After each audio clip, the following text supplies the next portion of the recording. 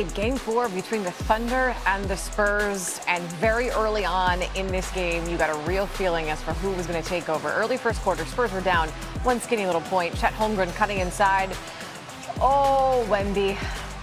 Oh, the love is there. Wemby rejecting him at the basket. Like I said, setting the tone early. Then Stephon Castle lobbing it to Wemby. He's doing the offensive side of things. Now Spurs up one. The lead would just really grow out of there. One might say it gets out of hand. Castle, the three. Spurs up 8. Castle pushing it up. Now finds Devin Vassell for another 3. He made 2 of those, and the lead is now 11. A minute later, friend of the program, Jared McCain, working inside. No! Vassell blocks him.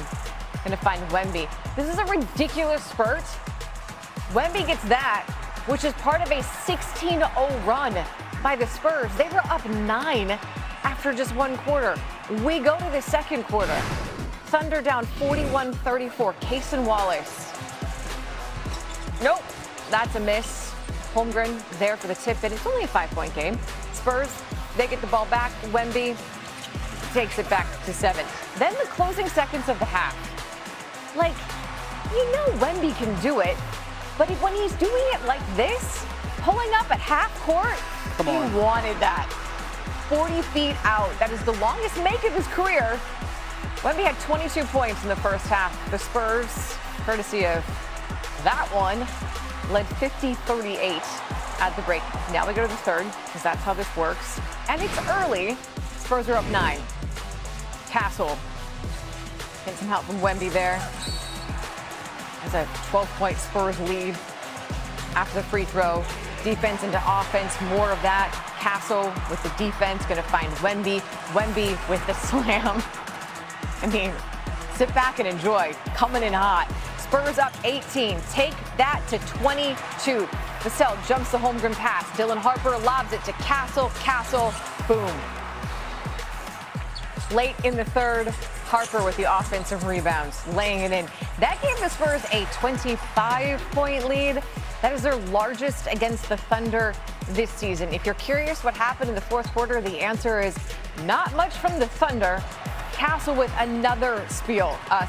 Gets it to Wemby, who had 33 points, 8 rebounds, and 3 blocks. The Spurs win 103-82. They tie the series to go back to OKC.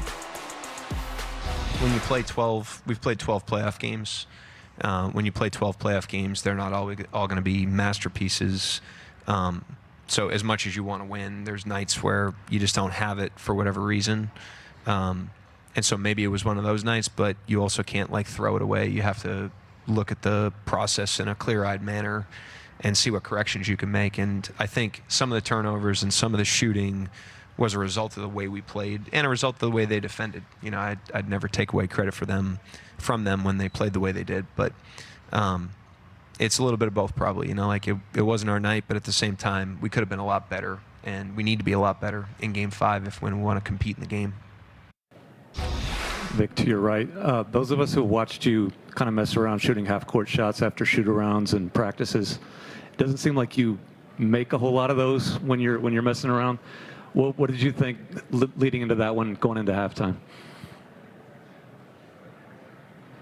I was just thinking shoot to score. I wasn't messing around at halftime.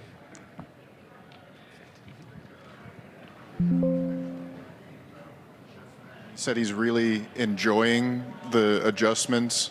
And I was curious for you in your first playoffs, how much have you enjoyed the game-to-game adjustments as a chess player yourself? How would you compare it? There's definitely similarities, as in any strategy game. It's fun. It's very fun. In the playoffs, at some point, especially when a series drags on, everybody knows the other team like almost by heart. So it's different. I would say the coaches hold a lot of this load of the chess match. You know, the coaching staff, all the strategy. It's a lot. They do a lot of film. They work really hard. Vic on the right, you said when you were sitting there the other day, we're going to find out what we're made of in this game. So one, did you wonder what the answer to that would be, and what did you find out tonight?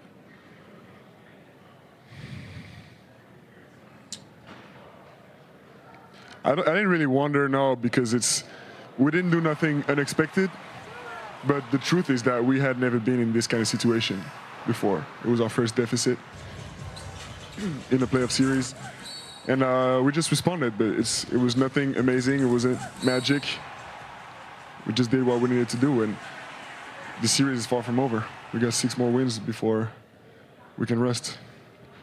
In the first quarter, Devin had that block of McCain. Mm-hmm. Then he comes down court and feeds you for a lob dunk. Does that kind of sum up how good he's been on both ends in this series and in the whole playoffs? It's hard to sum it up with just one play because his impact has been all over the floor on all kinds of areas and off the floor as a leader. So summing up his impact with just this play would not be fair to him. Vic, after the last game, you said you needed to do a better job of essentially helping your teammates, and everyone around the team kind of says that you're hard on yourself. I'm wondering where that comes from, and then, how do you manage the last 48 hours in your first playoff run and not letting that get to you?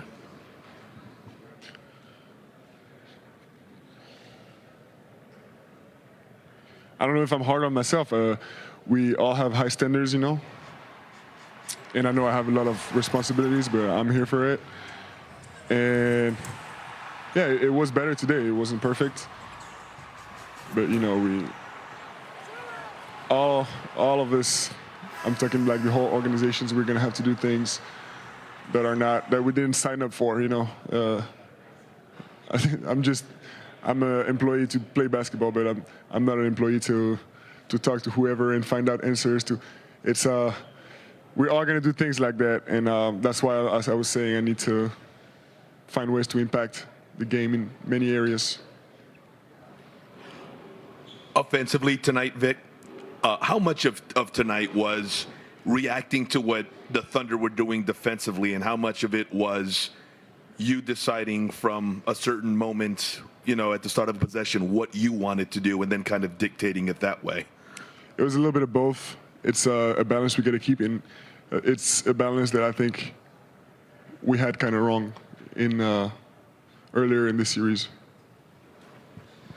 You got to spend the last 8.5 minutes of the game on the bench because you guys were ahead by so much. Is that helpful to you at this point in the series to grab that much rest? Yeah, of course. We'll get anything we get, any advantage, and any edge, so we're going to use that. We need to rest.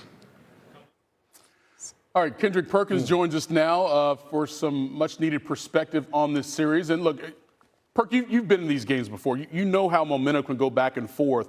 For the Spurs, considering they won game 1, they lose 2, now they come back and win game 4, what's been the common denominator in their wins here? That guy we just got through listening to. And my grandparents used to always tell me, he's young, but he got an old soul, baby.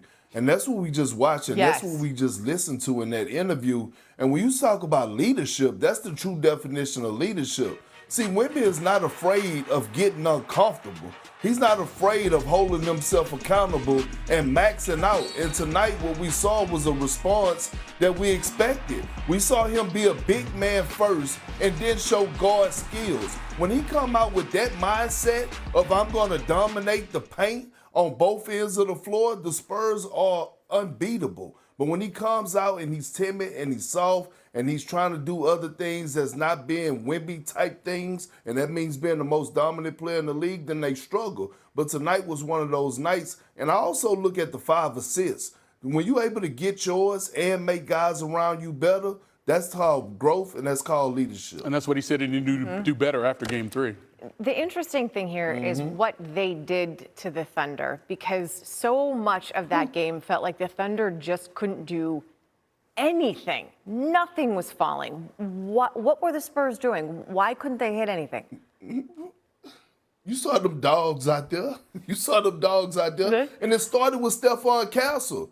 I didn't know whether to call him a Doberman or a pit bull, the way they sicked him on SGA today. And he the one that really, yes, Wemby was the best player on the floor, but Stephon Castles actually set the tone from the jump with his physicality. To be honest, I have never seen anybody in the league be able to guard SGA 101 like we're witnessing right now in Stephon Castle. That wasn't a lot of doubling coming. That was me and you, mano a mano. Everything was tough. The catches was tough. Him getting the ball, SGA trying to get the ball up the floor was tough. He was challenging his shots without fouling. He kept them off the free throw line.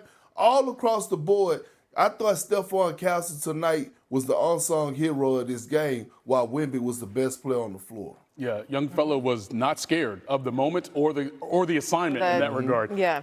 Game 5 coming up Tuesday in Oklahoma City. It is pivotal because it's now just a 3-game series. Perk,